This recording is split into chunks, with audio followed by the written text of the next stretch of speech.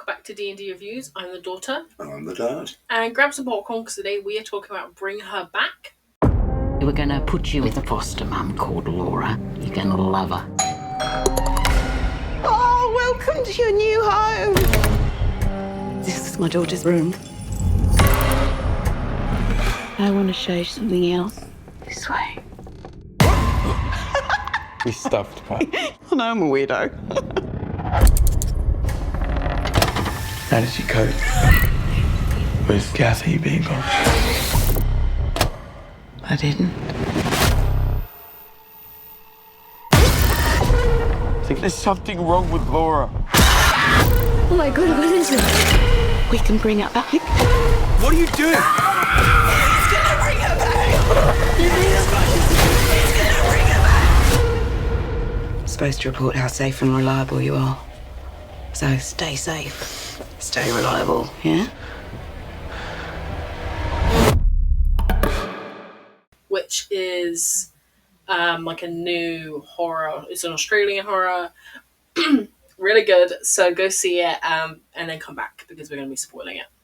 What did you think of? I thought it was great. Yeah, I knew you were going to say Yeah, I was saying I knew. It was great. Yeah, I thought it was like really horrifying. Yeah, you've been excited for this shocking. Review. You've been excited to talk about it. Yeah, I thought it was really good. I know we saw Talk to Me, which is the other film by the same people. Another Australian horror. That was a good film. Yeah. Really enjoyed that film. Obviously, well before we started doing reviews. But this, I think they learned some lessons off that. And I liked this a lot. I was scared by it. My heart was pounding. And the melon scene. Yeah. Wow. Yeah. Really shocking. Really shocking. And I was the only thing I would change about it is we're going to give away anyway, aren't we? Yeah. It was she wants to bring her daughter back to life, and she has got this video of a satanic ritual. Yeah. Oh, I know what you're going to say. And it's never explained to us where she got that video from. Yeah. And she worked for the Department of Child Services, and it could have been so easy to say that she worked a particularly horrible case where this had happened, because you eat an innocent person, don't you, and then skew the meat up, if you like, and it brings it's a way to bring dead people back to life. But it worked in the video, didn't it? Yeah. And though you don't see the video end to end, you just see little excerpts of it. The dead person comes back to life because the person who wanted them to come is then hugging them and crying and everything. And she wanted to bring her daughter back. It was a little bit confusing over how much you've got the father and the son. Mm-hmm. The father then remarries, and then the wife dies. Yeah. The boy's mother dies, and he apparently remarries and ends up, which must have been an Oriental woman, because she brings a daughter to this blended family. She's Oriental, isn't she? I can't think what her name is now. Whimsy or something like that. Piper, right? Piper, the name. Piper, yeah, Piper. That's correct. Yeah. But she's blind, isn't she? And she must definitely be blind, the actress who plays her. Yeah. She's sighted. I can't remember how they describe it, but it's not blind. She can see lights and shapes, but she can't really see detail of anything. And well, there's one point in it where they play a game I know that blind people play. It's actually an Olympic event. Where they roll a ball with a bell in it, and they're following, they're crouching on the floor, and they follow the lines that are taped onto the floor so they can end up in position, and they knock on the floor. I'm going to knock. And so the other blind person will roll the ball towards them. I mean, that's a genuine game. I know they play that. So she's definitely blind. And by chance, by Joe, because Dad kills himself, doesn't he? So then Piper's mother must have died at some point, because they end up with just the dad. Yeah. And then the dad is his dad. Yeah, and her stepdad. Yeah, her stepdad. And then he dies in the shower, but I'm sure he kills himself in some way. I mean, what does he die of then? Slips in the shower, I guess. No, I thought he'd done something to himself. I've never heard of anyone killing themselves in the shower.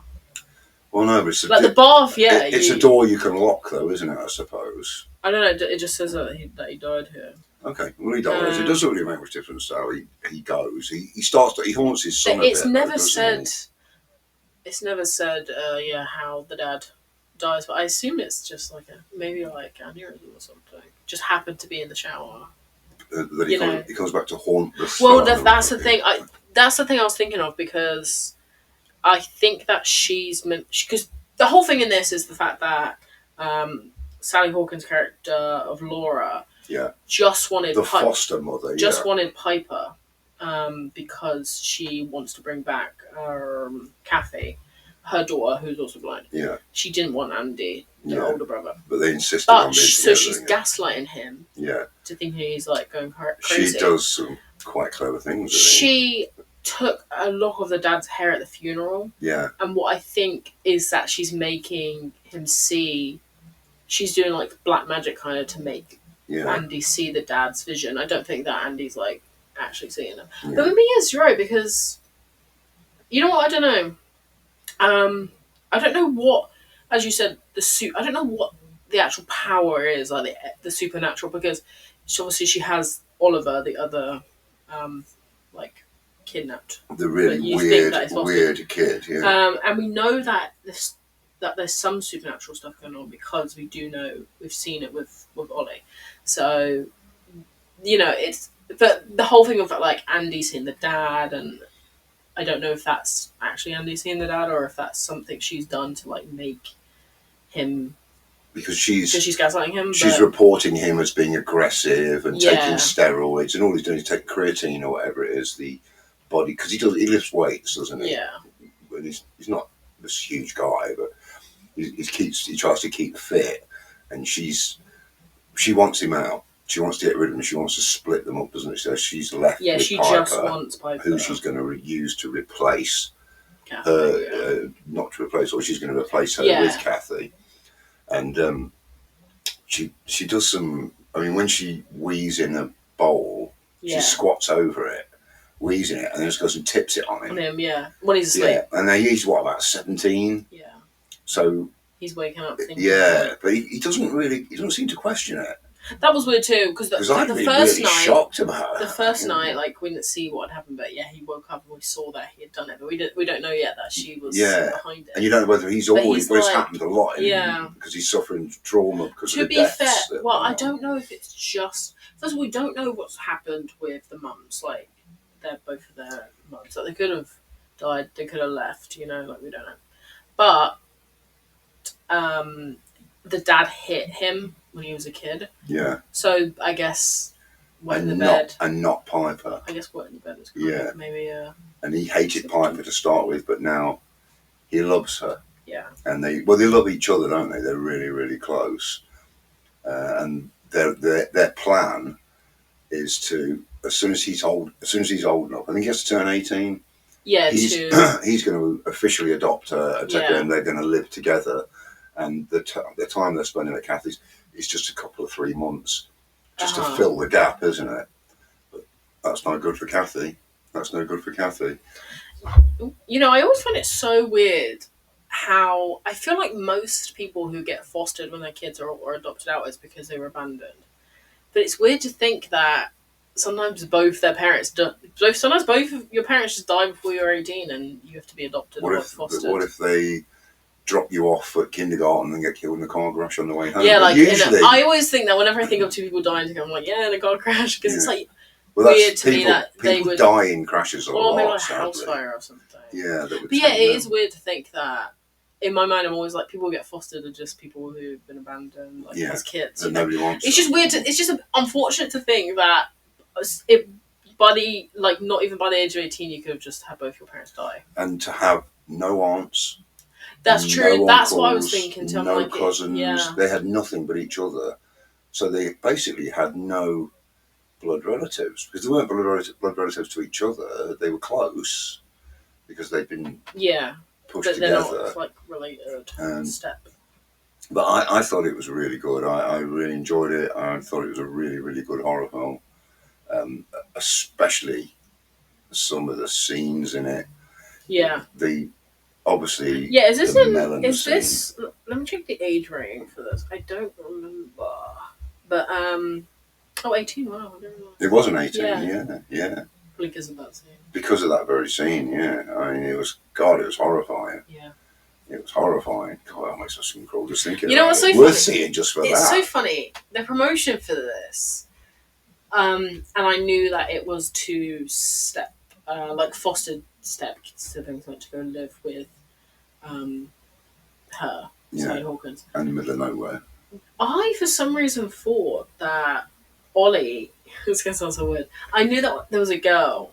I thought that in the trailer when she's talking to Ollie, like, did I do it right? Yeah. I thought that was her having shaved the girl. Yeah. And that was was the foster child. Like that had come. He's a foster child, but like that had come to live with them. I was thought she shaved her, muddied up her face, and like all that. I don't know why. So then all of a sudden, when the first scene is these two normal looking kids, I'm like, wait, what? I thought that. I don't know. It was weird. I didn't know that. I mean, Piper's always trying to be friends with people and and failing miserably. Because I mean, when she's trying to talk to those kids at the beginning, they're so mean, you know, and they're laughing at her and about her. And one of them's because she has one eye that's kind of lazy and looks the wrong way, and they're mocking her and. Piper says to him, "Are they okay?" And he looks back and goes, "Yeah, they're fine." And he tries to hide the harsh realities of the world from her, doesn't he? When she asks, "Is something beautiful?" he goes, "Yeah, it's beautiful. You know, it's really beautiful."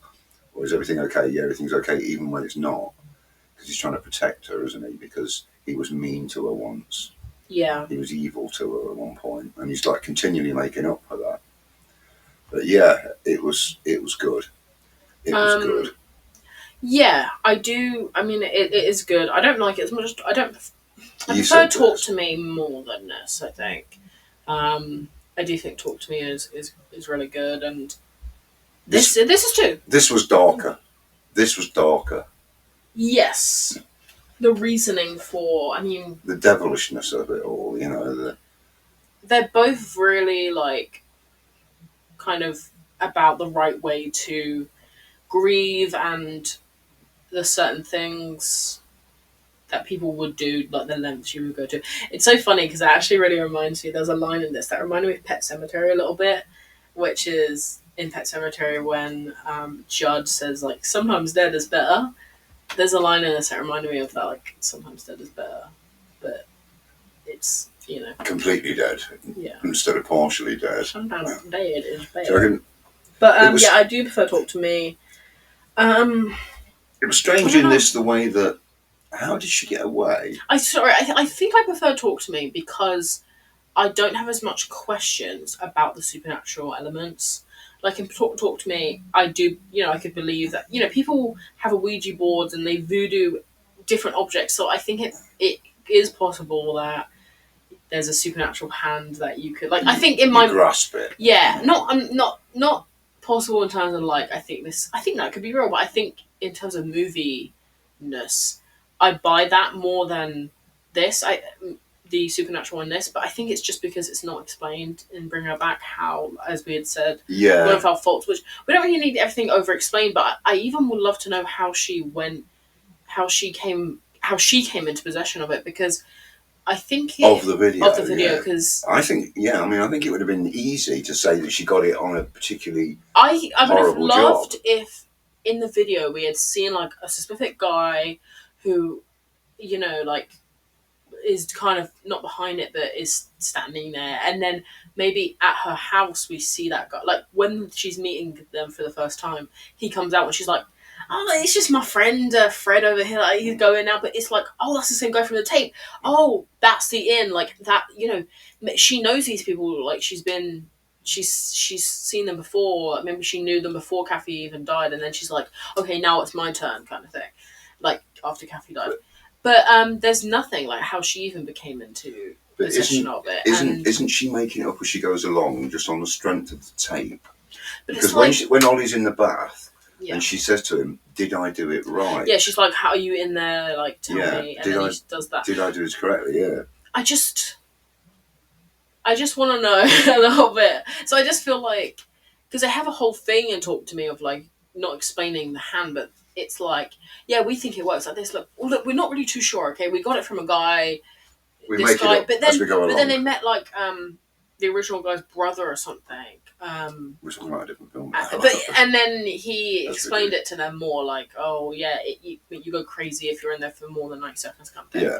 And I'm like, I don't have any questions about Talk to Me like I do with this, and I think that's why I prefer it, is just because of the supernatural. Because yeah, the supernatural side in Bring Her Back is less explained, which again doesn't always have to be, but I would like to know. I think a lot of this was left to your imagination. You know, your imagination. And for me, enough was explained for me to understand what was the point of it all. I don't understand how she got her daughter's body back from the graveyard and kept her in the freezer. Well, we never saw like a grave. I think what it is that it was she died and then she just didn't tell anyone. No, but she told. Yeah, I know, but then you could say, oh, we had a private funeral. Like, you could just tell Wendy, the other woman. Yeah, it was a private funeral, but like she didn't have to tell the police or anything that she's died. So I mean, so you think there's a point in it where she says which is really quite good, when she sits back to back with I like the brother, too, yeah. because he doesn't know her from a hole in the ground, yeah. And she's trying to get him to open up. And she said, we don't have to look at each other. And they sit back to back and ask each other questions.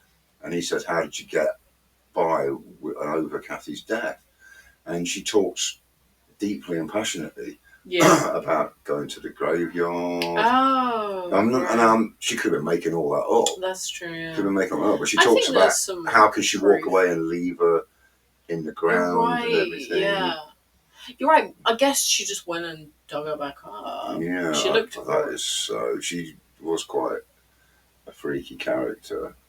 I did like that because it it's where we got to know more about Andy. You know, the dad was abusive, and it's also where we got the line where she says, "I just want her to call me mum one more time," which ties in with the end where Piper does that to distract her. She does it to distract her, which is clever. But she's worked it out. In that scene where he's talking about the dad, there's a few instances in it, which again, it ties in with the whole thing is that they just found the dad dead. Like, you don't know how it happened. They kind of have to break the door down. There's a few times where she says to Andy, oh, look how I killed your dad. And then he's like, what? And I don't know if that's her being like, making him think that. Or like going crazy. Things. Yeah. But then that's also like, she could have. If she knew that they had no other sibling, like she knows how it works, like child services, she knows that they'll be put in. She chose them, targeted them. Did she? Because the dad just dies, and she cuts a piece of the dad's head to make it makes it feel like at the funeral. Yeah. Yeah. So it makes it feel like maybe she did kill the dad. She could have. It would have made, because I mean, if you're sitting, she's looking for a specific girl of the right age. The fact that she was blind, I think, helped, because it made her as much like her daughter as possible. Mm-hmm. By the way, if you've got a blind child, don't have an open swimming pool. Yeah, the back of the house. This was really weird. Well, to be fair, like, and such a cluttered house as well. But I mean, blind people. Well, it's unknown how long she's been gone for. That could have all happened. But I don't think. But that's the thing. I'm thinking like, let's just say it happened like a year ago. She's waited like 6 months for a child like that to go into her, not possession, but to go through foster care, and it's not happening. Maybe she's like, she saw them walking down the street with a dad, and it's like, she needs okay, I'm not waiting around any longer.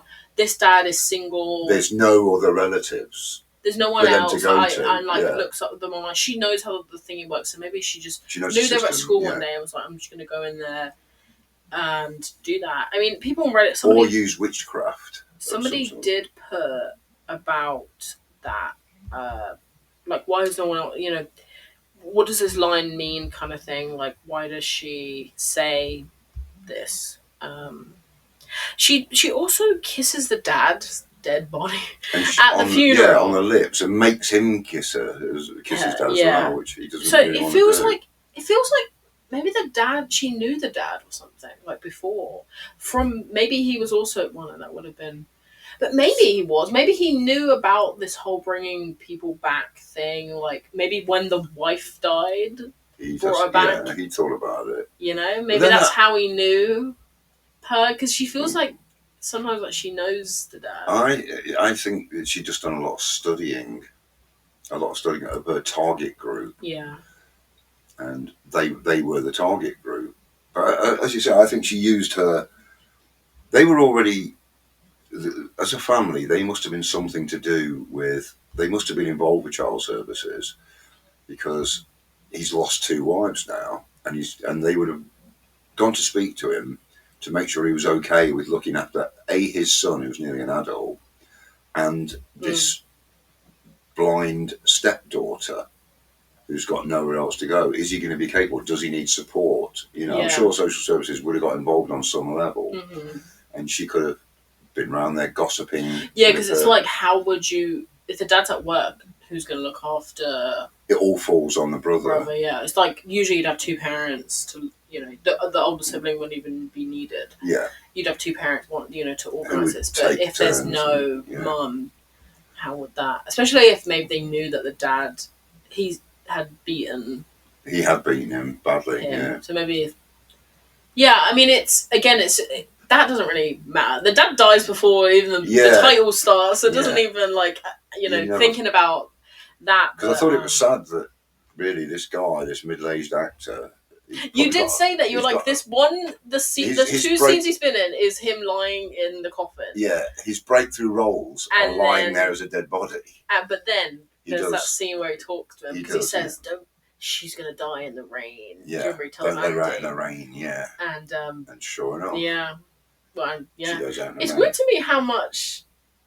It's so funny because we had just seen, well, not just, but maybe a month ago on Father's Day, we saw Dangerous Animals, which is an Australian set movie where it's super sunny, everyone's surfing and stuff, and then there's like this movie where it's just raining all the time, and it's like, in my eyes, it's like Australia, California, these places where they never rain, right? It's always hot over there, and then it's like, I think their winters. To be fair, they don't get snow or anything. They do get like a winter, like they do, it's not like always. Yeah, but their winters are perhaps just rainy as opposed to like snow and cold and whatever. Yeah. Which is funny because right now it's winter for them. Like the summer is the winter, so that's kind of funny. Yeah.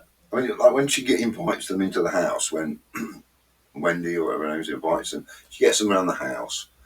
And straight away I thought, wow, this is a really cluttered house, and she's got that stuffed dog. Yeah, and she introduces Piper to this. Come on, say hello to him. And she touches him and she goes, and makes a jump. You think, who would do that? Who would do that? Somebody did say that the taxidermy dog could actually be another thing of like not letting something just die. Yeah. Because taxidermy is always weird to me. Yeah. But it does always feel like I can't let them go. I have to. When people do it with their own animals, I understand when people do things like if they catch a record-breaking fish, well, they certainly used to, they'll get it stuffed and mounted as like a trophy. But that's your dog. All you're looking at is just the skin of it. Yeah. It's not the personality of the animal that you was part of your family, which is what dogs are. They're part of your family.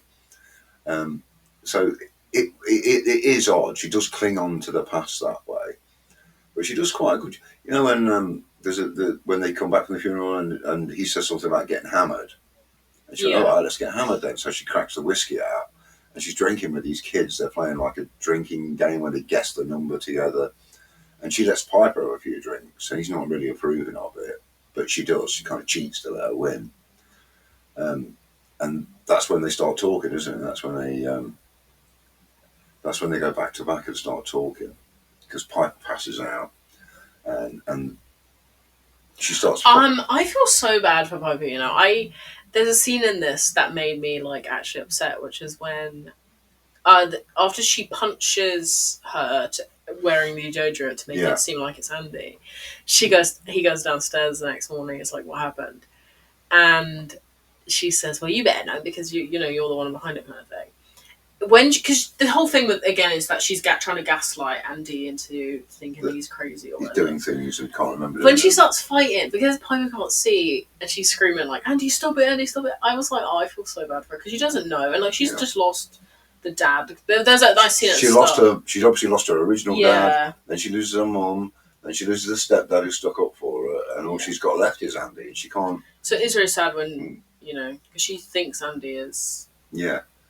Because she specifically gave crazy. But I did feel bad for her when she's like, "And you stop it, please." Like it's just sad because she's been through it. But she's nice, like with Ollie and stuff. Like she's all like and the cat and she's smiling. And it's just like she's like really sweet. There's a scene at the start where after the dad dies, they hear a plane. They're going overhead, and he goes, "Oh, it's Dad." Because he basically is really sweet where he says to her like, "Well, yeah, when people die, they whatever plane is going ahead, they catch the nearest plane and up to heaven." So sad at the end. Well, sweet at the end when after Andy dies, gets murdered, she hears the plane and she's like, "Oh, it's Andy." Because I'm like, where's she even going to go now? You know? Where's she going next? I mean, what foster family is going to take her in next? Because the lady who's in charge of the foster place has been killed by Wendy. That was, when she ran Wendy is what is the name of Laura? Oh, Laura. Wendy is the lady. Yeah. You're right. Yeah. But that's actually a creepy scene that is where she's because it's actually somebody put it so funny. It reminds me of when you get a text from your mum, dad, or parents or whatever that says, "Okay, I'm going to be home in 20 minutes. I want the house clean," and you like get up and you're running around throwing things. After that whole crazy scene with Ollie, she hears that Wendy's coming around, so she's like and throwing everything in like in the closet. And she comes in, she's like, "Look, it's all fine. I just had to check this out." She's like, "Place is a bit of a mess because you didn't warn me." Understand because she's got out the shower and it's like it's gonna work. Wendy's almost leaving, and Laura's like, "Yeah, thanks," and then she hears Andy being all like, he's outside doing all this crazy stuff, and she starts grabbing Wendy by the arms like, "Look, just don't say anything, okay? Like, I can bring her back. I found a way that I can like do it. We can get her. We can bring her back." You know, and she's like, "Okay, let go of my arm. It's like, and she's trying to like be like, "Just don't say, get your fucking hands off me." She's at this point like losing patience. Like she's had to wait however long, like question mark, maybe killed the dad, I don't know, like whatever happened. But to get a host anyway, comes in, she's got to try to separate them, and then she thinks she's done it by sending Andy away, and then all of a sudden he comes back with someone. She's also, Ollie isn't waiting any longer, like, he's biting her arm, like, he's going crazy. Yeah, and she's like, "Look, tonight is the night, like, I'm going to do it today, like, I'm going to put the daughter in Piper," and then all of a sudden Wendy's like, "Look, I'm here now. I'm gonna go and then come back with her." She's just like, I'm waiting to take this," and then literally just hits. Yeah, just Wendy out of nowhere, just tanks her. And Andy, and then kills. Mows them down, But that poor woman, because she realised now that it was horrible. Andy was telling the truth. There was something very, very strange going on here. But because they go and look at the body. They find that she's kept the daughter's body in the freezer. But overall, I mean, it is good. It's definitely a good movie. It's better than. It's a shocker. It's better shocker. than It's worth an 18. What we saw last week. I know what we did last summer. Yeah. Sorry. I'll link the review down below. Yeah. For that, because because it's an original, like it's a good thing. I think Australia's coming really strong. We had said this. We've seen in the last few years some really good Australian. They're making some original films. The Royal Hotel and Baby Teeth and Baby Teeth. I forgot about. Yeah. Even maybe Anyone But You a little bit. Yeah. Even though that's it's set there. I mean, Australians coming strong on the film front.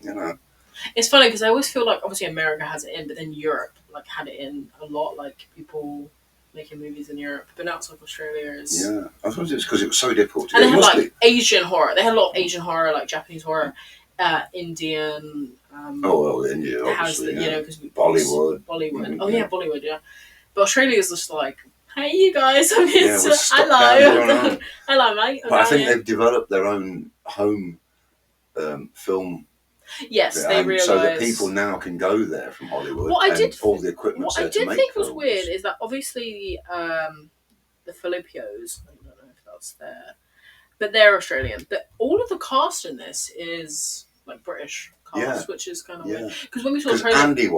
Andy's so Sally Hawkins and... Sally Hawkins did a really good job. But, and I think so, a few of the cast people are British. But, which is when I found it weird when I first saw the trailer for this. I thought it was a British movie. Yes. I even said to you, and because you had said to me, like, oh, Australia's coming in strong when we saw the trailer, but I was like, what do you mean? Like, that's British, isn't it? And then you were like, I don't know. We'll see, I guess, when we see it. Anyway, what do you think the Rotten Tomatoes score is? I think this is going to be something like, I think it's going to be 90 for critics, and I think it'd be like 85 for audience. 79 on audience, and then 89 on critic. Okay, not far off then. Pretty close. That's strong. Yeah, it came but in. Not as critics like it more than. Anyway, thanks for watching.